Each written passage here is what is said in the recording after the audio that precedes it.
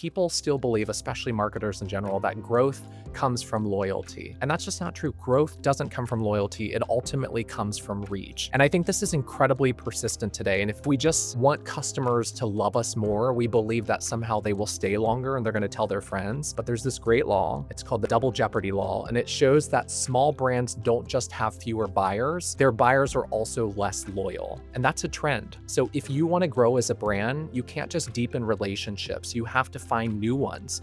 And that's why reach within brand marketing is still the most powerful lever that we have across the board. Hello and welcome to Best Story Wins. I'm your host, Josh, and I'm here with my co host, Jason. And today our guest is Matt Maynard of Asana. Hey, Matt. Thanks for joining us today. Hey, thank you so much for having me. Hey, Matt. Yeah, so Matt, can you give our listeners an overview of what you do in your role there at Asana? Sure. I lead brand and advertising in Asana. If you're not familiar with Asana, we are the leading work management platform for human and AI coordination. We help companies, businesses of all sizes to turn their plans into things that they can action on. And we are the place where AI really works alongside you and your teams. And as far as my role, I think probably the best thing to do is to start by clarifying what brand marketing actually is. I think there are a lot of misperceptions about what brand teams do. And I find that it often gets conflated with creative execution, or maybe you've heard it like the logo police. But in reality, brand marketing, I think of it as having two primary responsibilities. We are responsible for reaching future buyers. Our goal is to make our brand easier to think of, even easier to choose when those buyers actually enter the market. There's actually this really great heuristic by John Dawes of the Ehrenberg Bass Institute. It says about 5% of category buyers are in market at any given time, which means if you think about it, 95% of people aren't ready to buy now. So that 95% is where my team really spends a lot of time creating future demand for the business. And the second thing my team does in brand marketing is we're responsible for managing the brand itself across all the different touch points, all the different audiences. So that includes things like our distinctive brand assets, brand architecture, all really to ensure that we are uniquely, consistently, unmistakably ourselves, that we look and sound just like our brand. That's awesome. I love what you said, thinking of brand as future demand. Can you tell us a bit about your backstory and what led you to the role at Asana? Yeah, sure. Maybe I'll go back even further if you want to humor me. So I have watched some of your podcasts and listened to some of them, and similarly to other folks, I always thought that I was going to be a journalist, but it looks a little bit different even for me. As a kid, I used to play with my action figures as TV news reporters. I would make mock newscasts in my bedroom. My friends and my family, they absolutely hated it because I was forcing them to be in it with me, and I have the tapes to prove it. When I was in high school, I co-founded a fan site for the CBS reality TV show Big Brother. And this was well before social media was a thing. So there was really a real niche for fan sites. And our site became so popular that we were really considered part of the press. So for over 10 years, I was covering the show, interviewing contestants, writing stories, all of those things. And we did it for fun. We didn't get any money, and in hindsight, that was probably a really bad decision, and I'm really disappointed in my choices. Anyway, near the end of college, I had a bit of a career crisis. I think people typically have them sooner, but mine happened at the very end of college. So to be a TV news reporter, you have to move to some tiny market in the middle of nowhere. You're reporting on things like fires and snowstorms, and I just didn't really want to do that. And I had to ask myself like two hard questions. What are you going to do with your life? And really kind of like this podcast, what is your story? And through a lot of thought and sitting with myself, what I really realized was that I love finding stories and I love finding creative ways to tell them. And that's really what led me to marketing, and that's what I've really spent the last 15 years of my career doing. So I've worked across industries, travel, supply chain, healthcare, tech. I've been lucky enough to work for some really big, huge, storied brands like American Airlines, McKesson. I've held almost, I feel like every type of marketing role you could have, from copywriting to PR to product marketing to field marketing. But really, the heart of my work and where my passion is, and what I'm most passionate about, is brand. And then the last thing I would add on top of my story is I would say I'm not classically trained. So I never took a single marketing class in college, though I won't lie to you, I'm not really sure why that is the case. So I started my career with a huge dose of imposter syndrome. And, to counter that, I've really tried to become a student of the field. I'm a huge marketing nerd. I think if you talk to any of my colleagues, you talk to any of my friends or family, they will tell you I read everything that I can about how marketing actually works, reading about the empirical realities. And I can tell you there's a ton of junk out there, but I love following researchers like Byron Sharp, Jenny Romaniuk, Mark Ridson, Peter Field, Les Binet, and all the people that ultimately believe that marketing is a science, just not this whim that we have.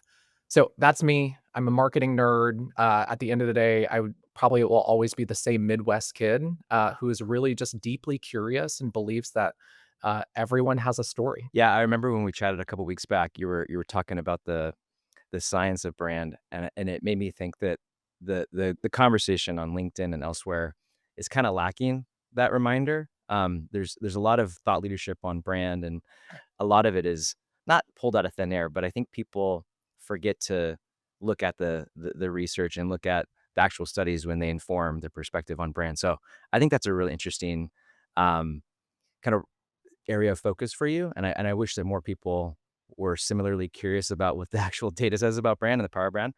Um, I wanna jump into AI as a theme here. So, you've written a lot about brand, you've written a lot about AI and kind of the intersection of brand and AI, and recently I've come across something of yours where you talk about AI and it being both a sparring partner and a creative collaborator. How do you see the difference between those 2 roles, and when is each role most valuable? Yeah, I think one of the biggest opportunities for brand marketers, for brand leaders to use AI, and one that, isn't really being talked about as much or enough, is using AI as a challenger, just not as a tool to generate more. That's helpful and that's important. But really, how do we think about it as a thought partner that helps you to ultimately think better? Um, just as a story, my husband is an attorney, and I can tell you we debate everything. And I actually enjoy it. And it's not as bad as you think. Like, that's how I actually learn. It forces me to clarify what I believe, why I believe it. And in many cases, it also helps me to hear what I might be missing. That's how I learn. That's how I sharpen my thinking at the end of the day. And I think of AI as kind of the same thing. I'll ask it something like, take the perspective of Byron Sharp on this issue and what I'm thinking about. Or I might be like, you are Jenny Romaniuk. Where would you challenge me on this thought here about brand? And I think for me, it really helps to surface pushback that I hadn't considered. It exposes, places where I might have holes in my logic, especially as someone who didn't come up with that traditional marketing training. It gives me that intellectual tension that I find really valuable, and it helps me to stress test my thinking. And it happens really fast. It's something that you get like right away. To the other part of your question, that's very different from how I use AI as a creative collaborator. And that's when I'm, wanting to build something. That's when I'm, writing, or maybe I'm shaping something, or I'm generating some type of content. That's where tools like an Asana or something may come in, helping you to really bring AI into the workflows that brand teams have in ways that really can support, not just replace creativity. And can you share an example of, how AI is meaningfully enhanced or even disrupted the creative process for you and your team? Sure.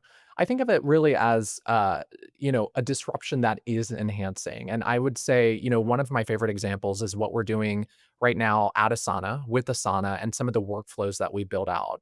So, just to give you an example, we'll have customer interviews. And so we start the interview, we get the transcript from a real conversation, and AI then can really step in and then summarize all the key themes of that interview within our platform. Then it can recommend multiple story angles based on those insights. And then we look through all of that and say, hey, I like this one or I don't like this one. And we can actually choose, we're the human in the loop, what we want to move forward with, actioning it then to really draft the next version of the asset right there within the platform. And then from there, someone on the team can review it. They're oftentimes making edits, sometimes going back and forth with it, and then they're approving it. And that workflow automatically sends it for translation across multiple languages for our website or wherever we're going to post it. So, as far as going back to the heart of it, it's like I don't think this is displacing humans. I think it's really it's not replacing our creativity. It's really removing the friction. It's, our team can really focus on the message, not wrangling drafts, not managing all the handoffs. I think it's really one of the clearest examples that I've seen of where AI can help to accelerate the creative process without compromising the human or the human touch within it. Okay, so when we were last chatting, you said that some of the traditional perspectives about brand building no longer hold up, or they were actually never true to begin with. What are some of the big ones that stand out to you? Yeah, I think there are a lot. I told you that I'm a big marketing nerd at the top of this, and really, the more that I've studied what we call the evidence-based marketing, the more that I'm realizing how much of brand marketing is really still driven by a lot of gut instinct instead of ultimately the science. So one of my favorites, somebody who I love to follow, Byron Sharp, he wrote How Brands Grow. If you haven't read it, you must. He talks a lot about this. Marketing is really a relatively new science. So we're still uncovering what really works and what, quite frankly, is just folklore. And while marketing is absolutely a creative discipline, and we should talk about that, and that's very important, you also have to apply that creativity really in line with what the evidence says. Byron uses this really great analogy that I love, which is marketers are kind of like architects. You have to have creativity to design something remarkable, but you still have to be grounded and you have to follow the rules of actual physics. Otherwise, what you're building is not going to stand.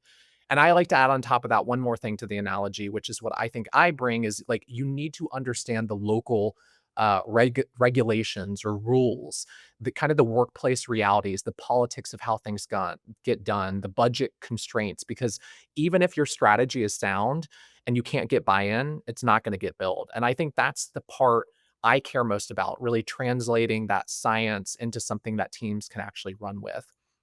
But if I had to name a couple of myths going back to the core of your question that I think still show up, I think there are three core things that still exist. One of them is differentiation, and we hear about this all the time. Differentiation is not the job of brand building. I think there are a lot of marketers who still chase the idea of being meaningfully different, but really the evidence tells us a completely different story. That most buyers don't see really big differences between brands, and that doesn't stop them from ultimately buying. So really, the word that we should be talking about and the thing we should be thinking about as brand marketers is distinctiveness. Do we show up in ways that are easy for people to recognize and hard for us to be missed?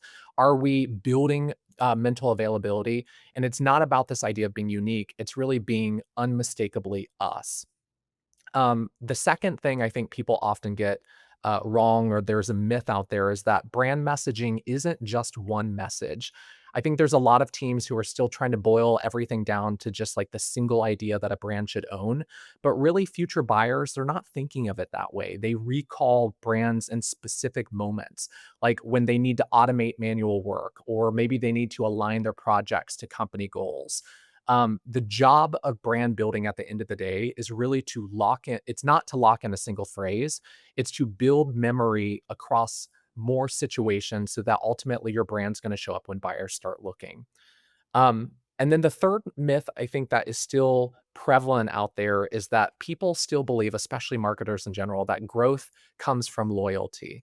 And that's just not true. Growth doesn't come from loyalty. It ultimately comes from reach. And I think this is incredibly persistent today. And if we just want customers to love us more, we believe that somehow they will stay longer and they're going to tell their friends. But there's this great law. It's called the double jeopardy law. And it shows that small brands don't just have fewer buyers, their buyers are also less loyal. And that's a trend. So if you want to grow as a brand, you can't just deepen relationships. You have to find new ones. And that's why reach within brand marketing is still the most powerful lever that we have across the board. So I think these myths are everywhere, but really if you want your brand to grow, you got to get clear on what's true and what's not. Oh, there's so much gold in there. A lot of good stuff. And you mentioned the book How Brands Grow. By the way, you should have gotten a referral code because I Yeah, seriously, where's my promo code? used an Audible credit on that right now while we were talking. But you know, I'm curious. Also, I love that perspective on reach. And just your ability to speak with conviction about the value of that. A lot of people you know, out there trying to figure out how to quantify or measure the ROI of brand and so forth. And love what you said too about distinctiveness versus differentiation.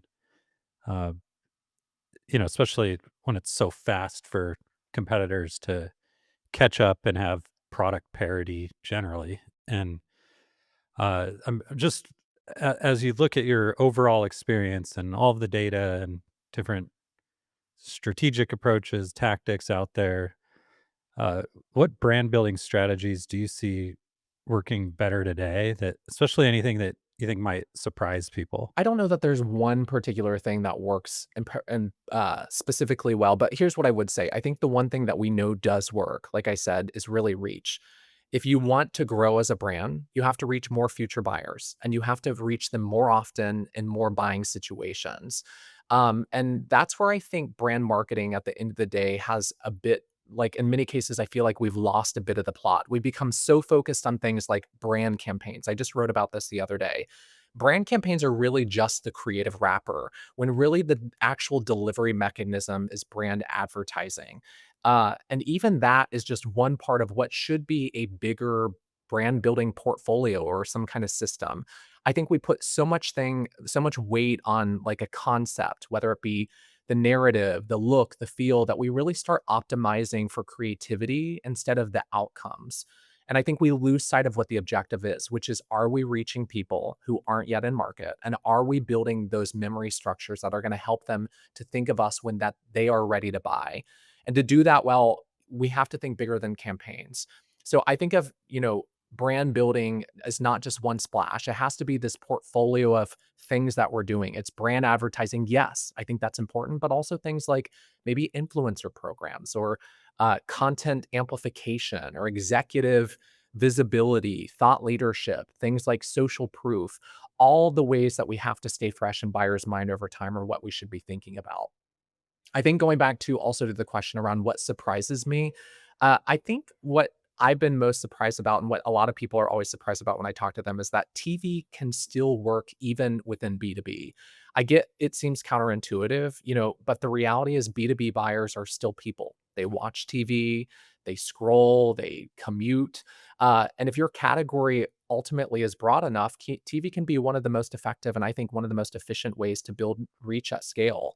So the strategies I think overarchingly aren't always new, but I think they're often misunderstood. And brand building isn't just about the creative, it's about being remembered by more people in more places and more often. So, why do you think the marketing industry as a whole sometimes seems to struggle to let go of outdated ideas, or things that are just not working anymore? Maybe hoping it's a blip that it'll turn around. And how do you think, you can drive faster, or the industry as a whole could drive faster adoption of new practices that are, potentially better? Yeah, I think part of it comes down to what, Byron Sharp always says, like, and I talked about this earlier, marketing being a young science. We're still really learning what's true versus what just feels true in many cases. And I think because of that, I think a lot of marketers really are basing many of their decisions on personal experience, not on empirical evidence. They go with what has worked for them in the past, maybe what won awards, maybe what got them recognition or promotion, even if it doesn't really hold up true across different brands or categories or even different countries. I also think that we're a very visual, creative driven group. And that's great, but it's really easy, I think, for us to get pulled toward the shiny, glossy stuff that I call it.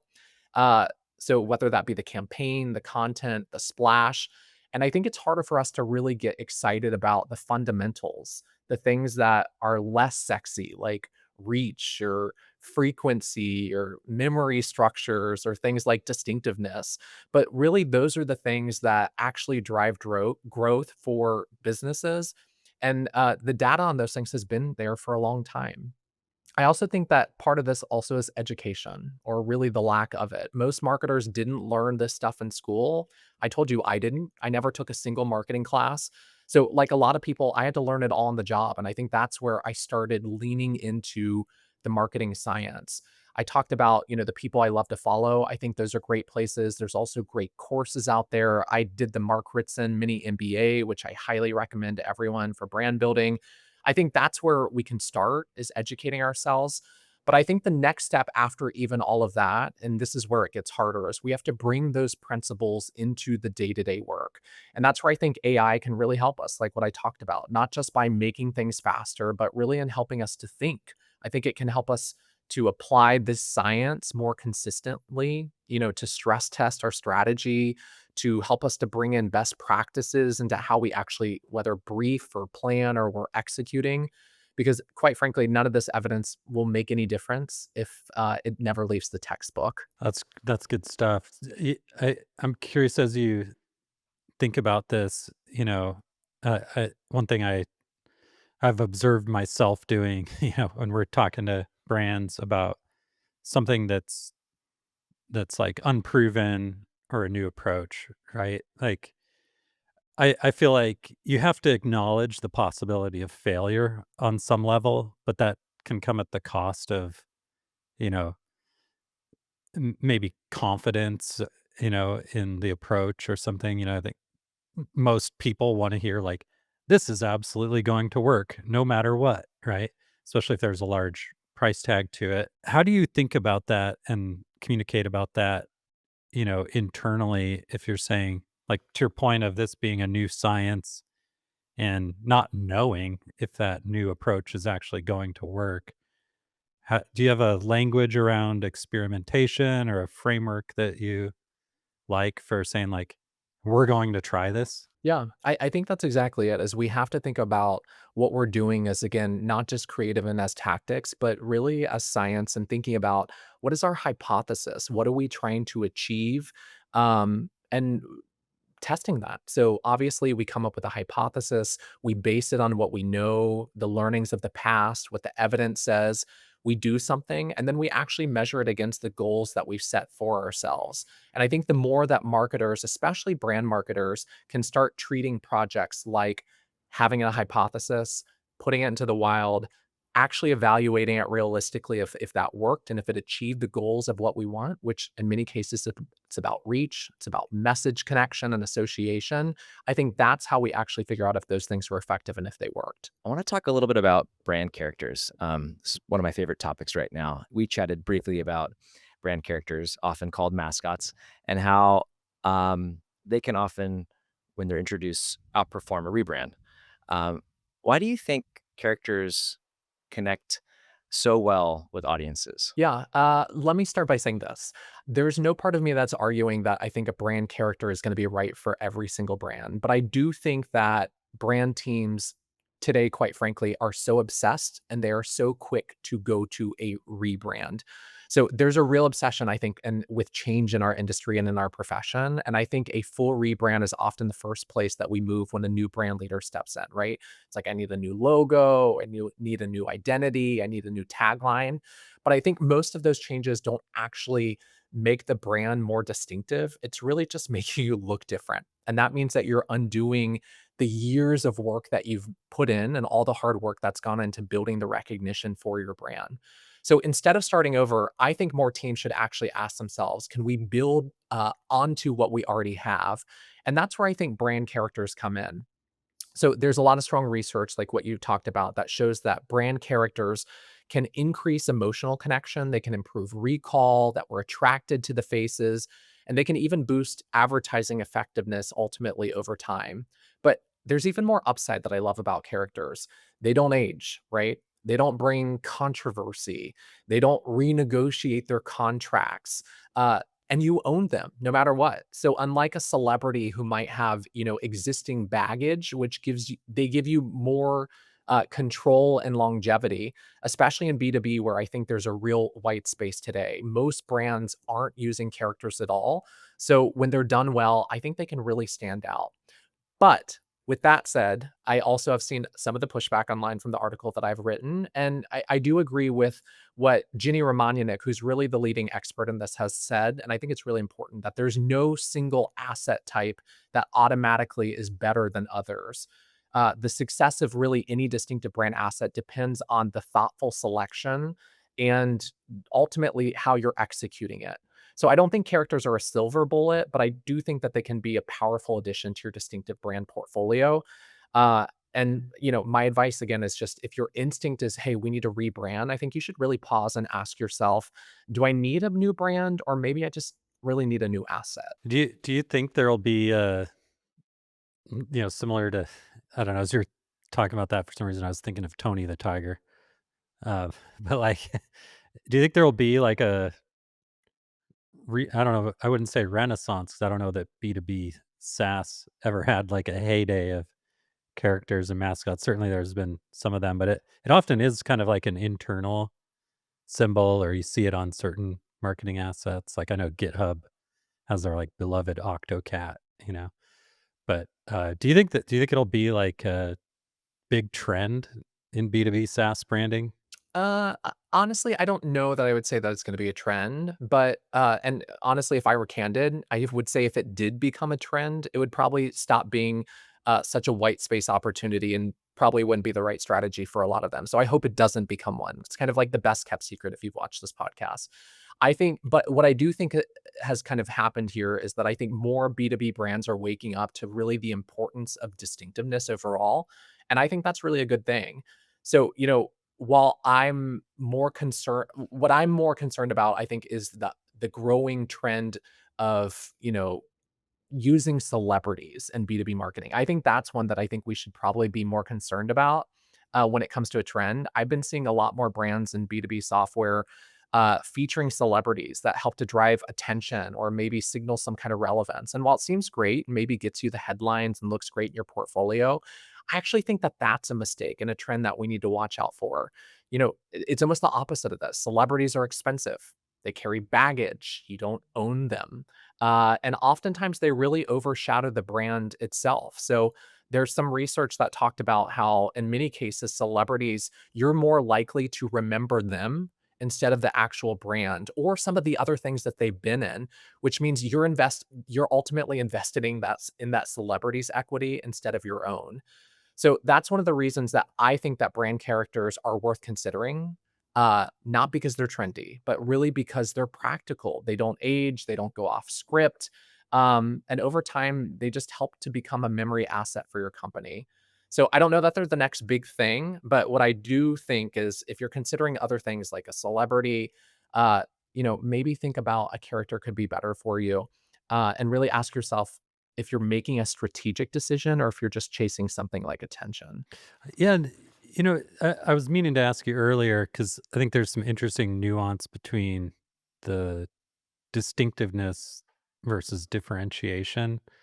And could you elaborate on that a little bit in the context of these characters? Because like as you were talking about that, I was thinking a bit about uh, you know, say like the AI uh, product representation has, usually it's like kind of a shifty orb or a a uncanny valley type, semi-human looking avatar. Uh, w- in that context, like say you are like promoting either like an AI first company or an AI product with a character, like what would being distinctive mean versus being like differentiated? Yeah. I think when you think about it as being differentiated, which is not the right path, I think the way you start thinking about it is I need a character that helps me to represent how we're different. But as we talked about with brand building and reaching future buyers, they're not even ready to hear your pitch. The goal with them is reaching them and getting them to associate a buying situation that they will have in the future with your brand. And so, what you're using at your disposal is you're using messaging and then you're using branding. When I'm talking about the distinctive, brand assets, what I'm really talking about is the branding, and you've only got so many tools in your tool belt that you can use to look branded, and that oftentimes people use their logo, that's great. You can only do so much with that. So you've got colors, you've got, sounds, you've got specific shapes you can look at. There's many things in a distinctive brand asset portfolio. If you haven't read the book Building Distinctive Brand Assets, you should read that one, but there's things you can lean into. The reason I love characters when there's a white space is it's something that you can use that people will instantly recognize. They will gravitate toward. And I think the mistake, going to the heart of your question around distinctiveness versus uh, differentiation is it's not even a matter of if that thing has anything to do with you. It's that if you use it in more and more places, think Geico. What does that have to do with insurance?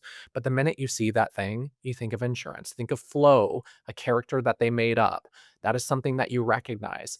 The more you can do these things and use these, it creates something that people recognize. Look at Salesforce. That's probably one of the best examples with Astro and their creatures of just using something that not only creates just community engagement, that's the wrong angle. It's really about something that you use in so many places that people recognize it and know, hey, that is distinctively your brand. Yeah, that's good.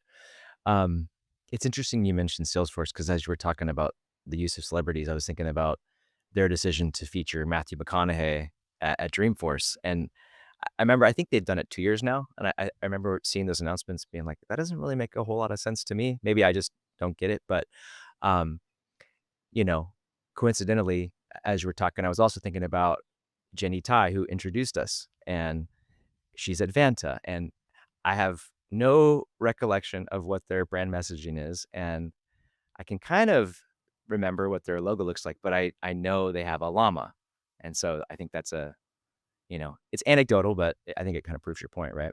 Sure. And the reality is you're like, what does that have to do with anything? Or, oh my gosh, is that does that make us look not professional or enterprise? I think these are all the wrong questions. I think the better question is how can you use that often to create recognition for your brand? And quite frankly, the research, no matter what anyone says, suggests that it works. Well, just a plug for the Vanta llama, since I Googled it. They said their question they get frequently is, "What's the deal with the llama?" And they are nature's continuous security monitor. So, kinda clever. They're used as livestock guards. Yeah. Fun facts about llamas. So, Matt, is there any opportunity for brands that, wanna take advantage of this white space opportunity and decide to create or adopt a character to also use AI to either create or evolve or express the character that you're seeing? Yeah, I think it's an interesting question. I'd say my answer is maybe. Quite frankly, maybe you can do that today, but I think it's a question of who knows really where the technology will go.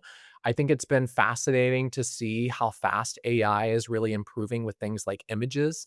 I don't know if you've tried the Chat GPT images thing, but just the other day I was superimposing my friend on the set of the Today Show. Now I looked absolutely nothing like her, and the teeth were terrible, but it looked incredibly real and it was very believable.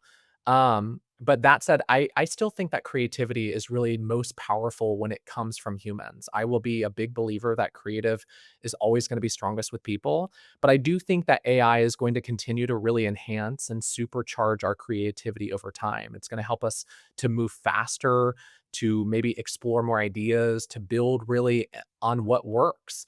I'm already seeing in some cases agencies saying that they can do shootless, campaigns where they don't even need to shoot anything.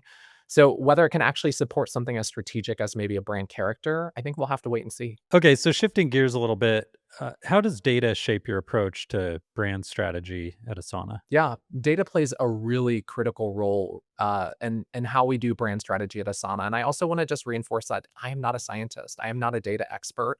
So I really look and learn every day from others. I follow a model that I first learned from Mark Ritson, really that separates brand building and brand strategy into, well, brand building in general into three different parts. The first is diagnosis, the second is strategy, and the third is tactics.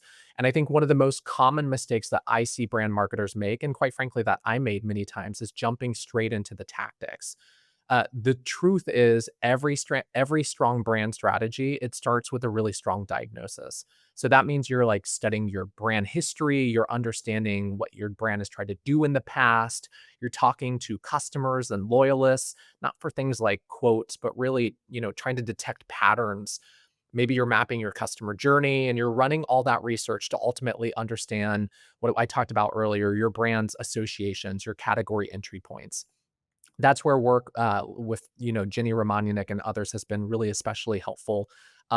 She's also talked about things like brand health tracking and how it's flawed. That you should be looking at non-customers and tying attributes to those buying situations to make sure that you're seeing the full picture. So that all sits in the diagnosis phase. Once you've done that, you then move to strategy. And I think this is where you actually define your positioning. So it's rooted in those category entry points. You should be doing research. Uh, we clarify our targeting. We measure our distinctive brand assets. That is actually a study and research that you can do. And then we build our brand architecture ultimately to ensure that we're supporting the scale and have a clear picture on the brand itself. And then, and only then, you move to the tactics. So that's when we actually start, launching advertising. That's where we build and amplify content. That's where we invest in social proof and all of the different tactics that we really love to talk about and, quite frankly, celebrate in the industry. But even here, data is really all still key, even in the tactical phase, right? So we use brand lift studies to track campaign performance. We use modeling to ensure that our upper funnel investments are driving even short-term outcomes. And then we're using ongoing tracking really to connect our brand investments to future demand. So, whether it's brand strategy or just the way that we're measuring it, we really try to ground everything that we do at Asana in evidence, not just instinct. That's really interesting. Is there an example of how you all have used data, um, to either pivot or double down on a branding or brand marketing decision? Yeah, absolutely. All the time. So I would go back to something in my past, probably several years ago, where I remember that we were kicking off a new brand campaign. We had just written the brief. We grounded it in this great emotional idea, this territory that we all felt strongly about. We briefed different agencies. We were getting the pitches. And the agency came back with concepts that were really timely and really, really well executed. We were really excited about them. But at the same time, we were also in the field with our category entry point research. And when that data came back, it told a slightly different story. So the emotional angle that we had originally briefed in, as powerful as it was, it didn't really align with the real buying situations that were needed and where we needed our brand to show up. So we made a really hard call. We scrapped the campaign idea and we had to go back to the drawing board. And I can tell you that was really disappointing. And I still have that idea in my mind and I want to use it. So it's never easy to do that, especially when the work and the creative is so good. But if your advertising at the end of the day isn't actually anchored in the context that your buyers are going to be, it doesn't matter how beautiful or how moving it is. It's just not going to be remembered where it counts. Um, it also exposed for us a deeper problem that I see all the time in marketing where we confuse brand advertising with a brand narrative, right? We expect brand advertising to explain our product portfolio, our mission, our strategy, instead of what we know brand advertising is supposed to do. It's supposed to focus on building mental availability around the moments that really trigger choice and buying.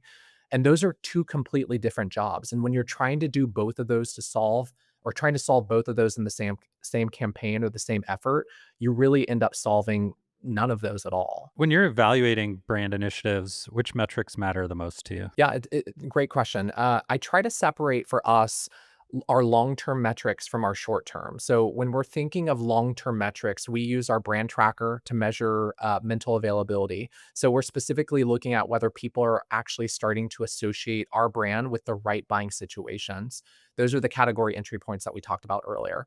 And that's really the goal of brand marketing. We want, like I said, to make our brand easier to think of and easier to choose in the situations in which buyers come into our category.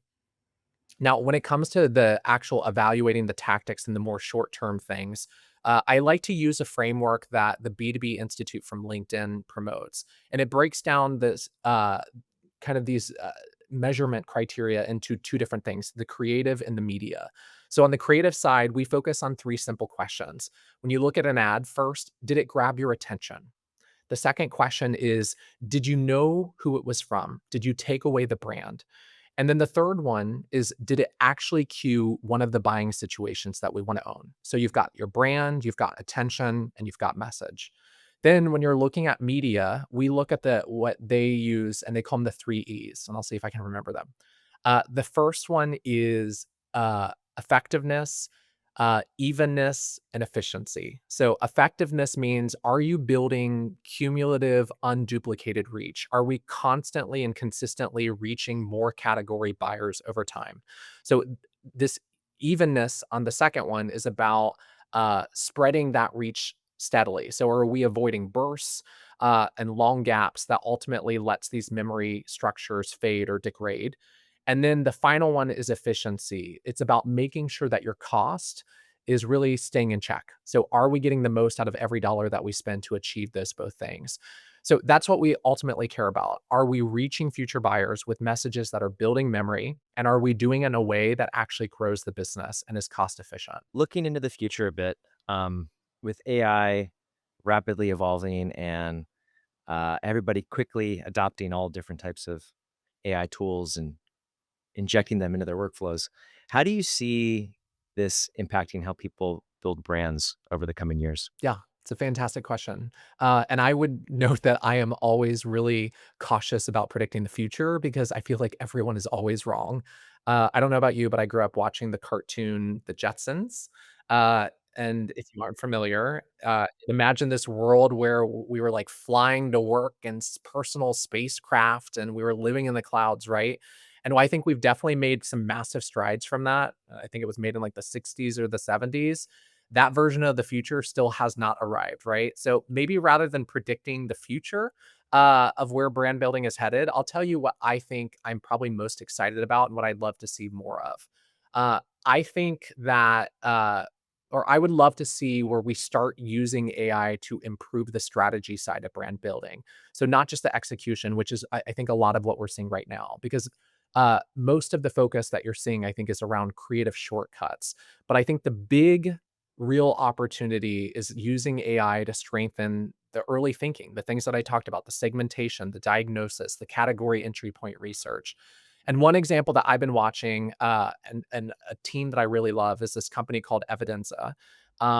They are using synthetic research models that can help marketers really stress test their strategy decisions and help them do that faster.